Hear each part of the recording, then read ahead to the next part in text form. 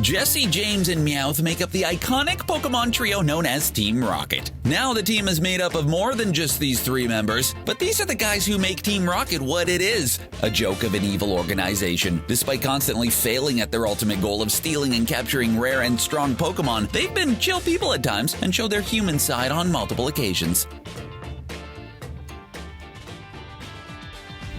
While Team Rocket has a well-known history of failure, there's the rare time here and there where they actually succeeded. In episode 12 of the Sun and Moon anime, The Sun, the Scare, the Secret Lair, Team Rocket finally defeated Ashe fair and square in a Pokemon battle. Yup, it's hard to believe, but after nearly 20 years of constant defeat, they finally got it done. The fight isn't really going Team Rocket's way until Marini gets involved. His Sludge Bomb poisoned Rowlet and leaves a cloud of dust which then allowed Mimikyu to strike, leaving Pikachu and Rowlet defeated. Team Rocket begin to celebrate the victory that they thought was impossible, but then Beware comes out of nowhere and carries them to its den. Marini officially joins Team Rocket later in the episode, giving James a new BFF. Sure, it can't stop poisoning him, but the Pokemon doesn't know any better.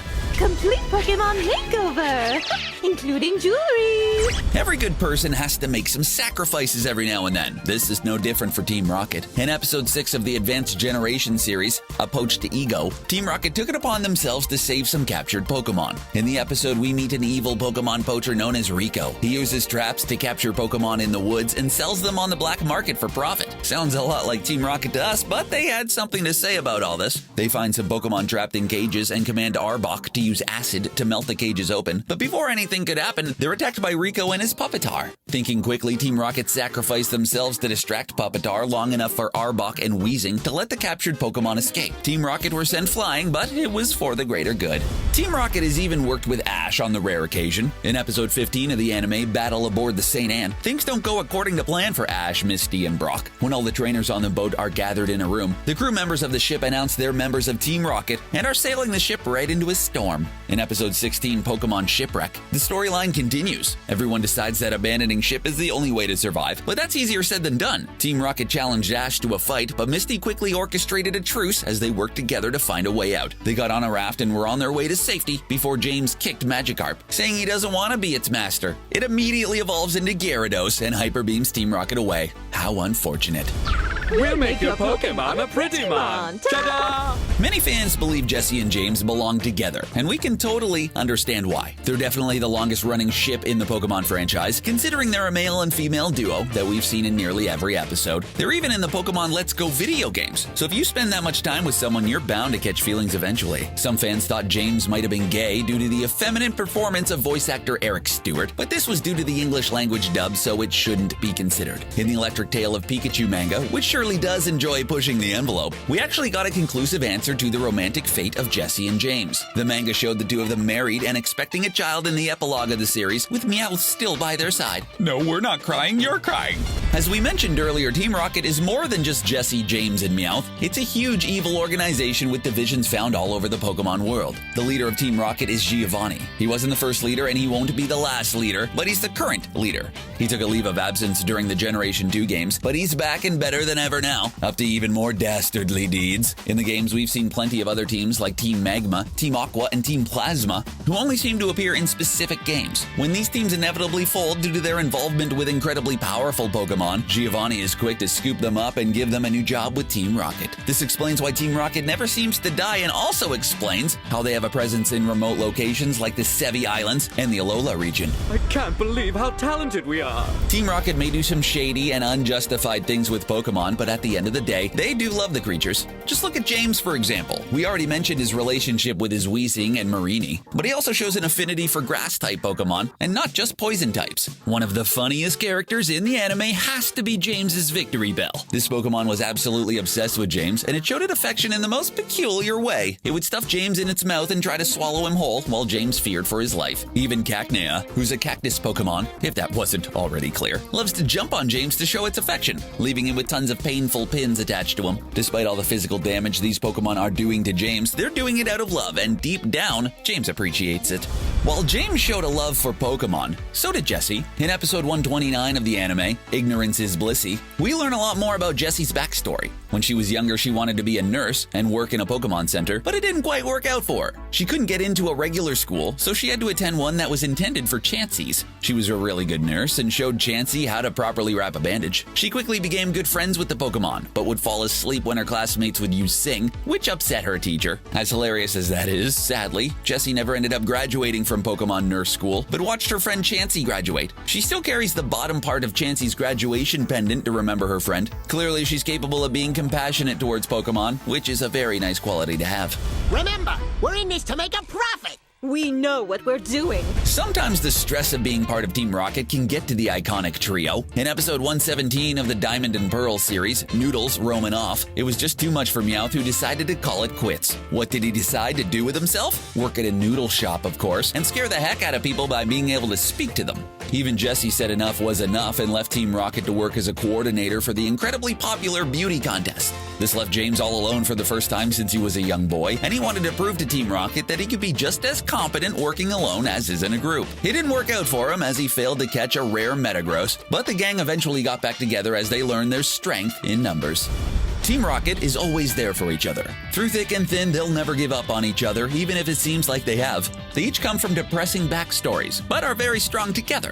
Jessie grew up an orphan in the foster system, and was so poor that she had to eat snow to survive. Hopefully she avoided the yellow snow though, James was born into a rich and powerful family, but they forced him into arranged marriage with a girl, known as Jezebel, who bullied him, leading him to run away from home. She also looked a lot like Jessie. Meowth was abandoned as a kitten, growing up a stray until he taught himself to speak and made his way onto Team Rocket. Their awful younger years may have led to their life of crime, but they care about each other and will support one another till the end of time. Oh, yet another masterpiece from Salon Roquet. Let's lighten things up a bit by talking about the many disguises we've seen from Team Rocket. They don't always dress in their standard black and white attire with the huge R on their shirt. Sometimes they need to go undercover and make themselves not look like members of an evil organization. They're very talented at dressing up and nailing cosplays, which they've done so many times throughout the anime. We've seen Meowth go as a Meryl and Apom before, and he looks incredibly adorable as both of those Pokemon. James is probably the least skilled at disguises because his Moltres outfit looks absolutely nothing like the legendary Pokemon. The best cosplay/disguise has to be the joint effort by Jessie and Meowth. Jessie dressed up as a Gardevoir, and Meowth looking like Ralts. We were shocked at how awesome they looked, but we're dying of laughter anyway. Keep on keeping on, Team Rocket. Jessie and James are definitely not the best Team Rocket agents out there. They constantly fail at their job and have only beaten Ashe in a Pokemon battle one time in the entire history of the anime.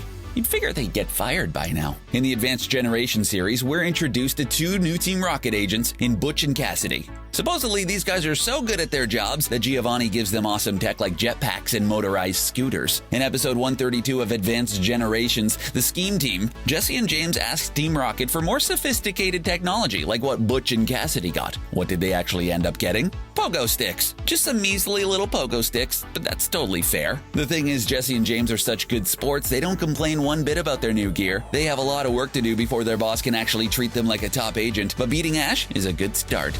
Can't you see I'm counting money here? Despite working together with Ashe to survive the sinking St. Anne, Team Rocket and Ashe have typically been on opposing sides, with Team Rocket trying to steal Ashe's incredibly powerful and rare Pikachu. Yet Jessie, James, and Meowth have supported Ashe on a few different occasions, whether it was a front or not. The first time we saw Team Rocket support Ashe was in episode 14 of the anime, Electric Shock Showdown. In this episode, Ashe has his rematch with Lieutenant Surge, and as he heads out to Vermilion City with Pikachu, he encounters Team Rocket, who, for whatever reason, cheer him on and wish him the best of luck in his battle against Lieutenant Surge. That's not like Team Rocket at all. At the end of the episode, Ashe wins and earns the Thunder Badge. Team Rocket walk away with James realizing all they did the entire episode was help Ashe. You guys did the right thing. Once again, Team Rocket showed their support of Ashe in a very peculiar way in episode 130 of the X and Y series, Finals Not for the Faint-Hearted. While Ashe is battling Elaine in the finals of the Lumiose Conference, Team Rocket is scheming to steal the loser's Pokemon. James actually starts cheering for Ashe, which causes Jessie and Meowth to give him a little bit of a a stare down. Come on guys, surely you'd rather steal Elaine's Mega Evolution Charizard than Ashe's Pikachu. No offense Pikachu, but Mega Charizard is definitely the cooler Pokemon, so we understand why James is cheering for Ashe. In the next episode, Down to the Fiery Finish, even Jessie and Meowth join James in rooting for their enemy Ashe, since they're not big fans of Elaine and would rather steal from him. Well, they're still up to no good, but at least they're kind enough to support their arch nemesis. Prepare for trouble! Make it double. When it comes to legendary Pokemon, Team Rocket typically doesn't bother with them. These are incredibly powerful creatures who are pretty much the gods of the Pokemon world, so it makes sense not to mess with any of them, unless you're just asking for trouble. Sure, Team Rocket did play a part in creating Mewtwo, as they forced Dr. Fuji to conduct these terrible experiments for research purposes, but that was with them creating a legendary Pokemon, not messing with an already existing one. Not any better, but it's a big difference. Think of all the other villainous groups in the Pokemon world, like Team Aqua or Team Magma. These teams messed around with the legendary Pokemon Kyogre and Groudon, and they're now defunct organizations because of it. Giovanni saw what happened to other teams that fiddled around with legendary Pokemon and decided to not get Team Rocket involved in something that might lead to their downfall.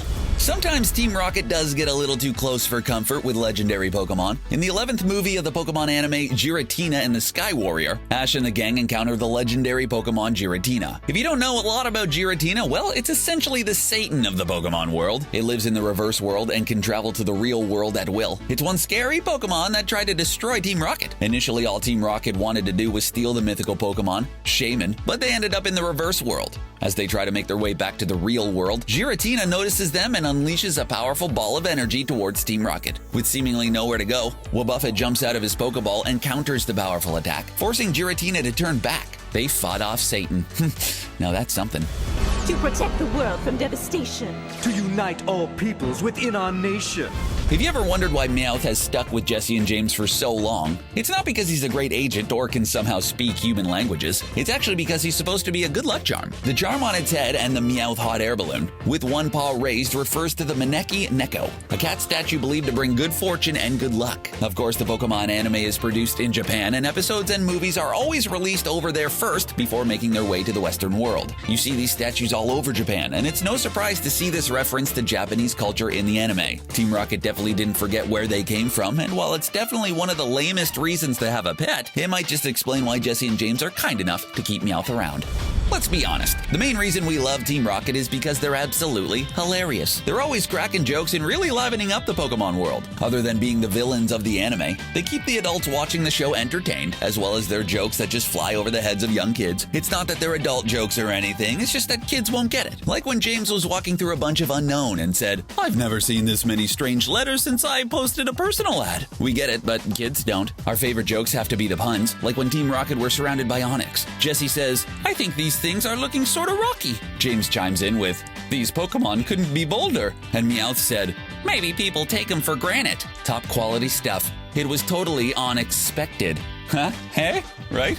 To denounce the evils of truth and love. To extend our reach to the stars above. Friends aren't really friends if they shy away from roasting you and telling you how it is in the most hilarious way possible. The rules of roasting are simple. There are no rules. Literally any joke about anything to get a laugh out of audiences is on the table. But this isn't Comedy Central, it's Pokemon. There are plenty of kids who watch this show, so you gotta keep it PG. Team Rocket is the king of PG roasting, and they don't hold anything back. There was a moment in the anime where Jessie says, "There was something that prevented me from having friends when I was a little girl." And James responds, "It must have been your personality." What a savage. That was one of the many great moments shared between the trio of great friends. They may be evil, but they sure know how to put on a show. It's like they know we're watching.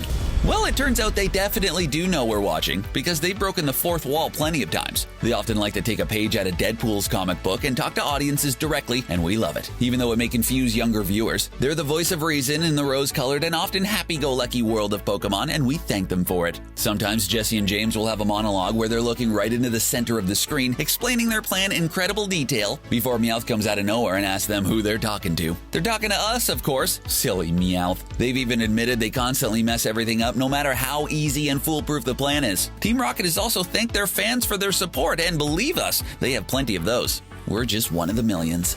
On April Fool's Day 2018, Team Rocket truly showed the world just how chill they are when they took over the official Pokemon social media accounts. Who knew Meowth was also an expert hacker? They used their Facebook and Twitter accounts to talk about their latest attempts to capture Ashe's Pikachu, and let's just say they still haven't had any luck on that front. The Pokemon TV app highlighted the Team Rocket-centric episodes that gave us more Jessie, James, and Meowth than we could handle. Just kidding, there's no such thing as too much Team Rocket. The most hilarious thing they did on April Fool's Day definitely had to be what happened on the homepage of the Pokemon website. Giovanni's secret performance evaluations were leaked, and despite their long history of failure, Jessie and James each received an A rating. Who doesn't love a boss as lenient as Giovanni? Maybe he's the most chill of them all. Surrender now or prepare to fight. Meowth, that's right. And those were some of the times Team Rocket were actually pretty chill people. Do you like Team Rocket? Are there any moments we may have missed? Let us know in the comment section below, and don't forget to subscribe to CBR for more Pokemon videos just like this one. Thanks for watching.